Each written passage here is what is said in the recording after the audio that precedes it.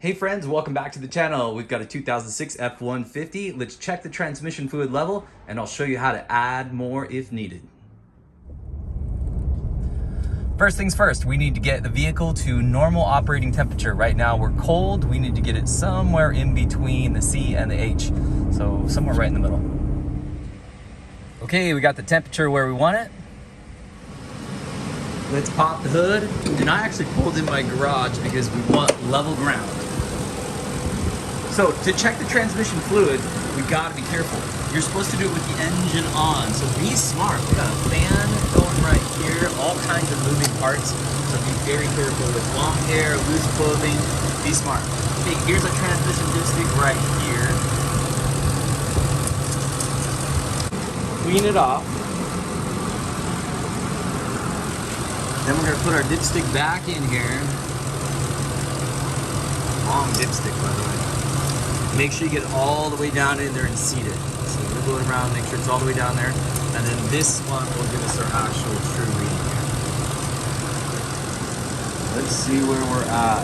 So if we look, it is just barely on the stick. My transmission fluid's like all the way down here. And it should be all the way up towards where this hole is as a minimum.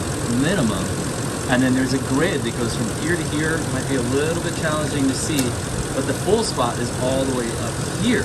So I would say that we're about 3/4 of a quart low. Now I'm just gonna pour it in a little bit at a time. It's hard to get the transmission fluid out. You don't wanna overfill it. So be smart, only put a little bit in at a time. So at this point, we'll turn off the engine. And I've got a long funnel here that is just the right size. So we're gonna add the transmission fluid through the dipstick hole. So this is a 2006 F150. This has to have Mercon 5. I hear some people call it V. I believe the V is 5. But anyway, it has to be 5. Don't mess around getting something else. Don't mess around getting Mercon that's not made by Motorcraft or something that is similar and it will work. No, absolutely not. You need to get Motorcraft. So the problem with that is you can't go in the auto parts store and find it very often. They can order it for you. Or you can go in the links down in the description down below and I'll show you where I purchased it online.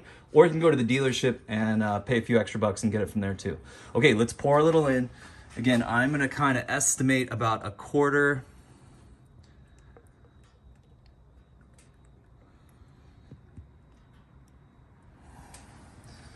Maybe 1/4 of a quart right there. We'll test it out, I'll see where I'm at, and then we'll add a little bit more if needed. Okay, I ended up adding probably about 1/4, maybe even a tiny bit more than that. It looks to me like it is right up at the top of the crosshatch. Again, the vehicle, the engine is on, it's warmed up, I'm on flat ground, or at least very, very close to flat ground. So that looks like it is correct.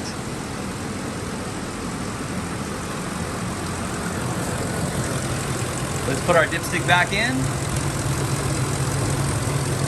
If you're ever wondering while you're watching YouTube videos why it looks like sometimes the YouTubers are like clumsy or something like that, or not getting the best angles, most of these videos I do, I'm doing by myself. So there's a camera in one hand and I am trying to do these jobs with the other hand, so it's not always easy. Hey friends, I hope today's video helped you out. If I have any advice at all, if you have one of these old F150s, especially this one here with the 3-valve, it is finicky, it is picky, you can't mess around with these. Make sure that you get the right transmission fluid. Don't mess around with this stuff. Get the Motorcraft Mercon 5.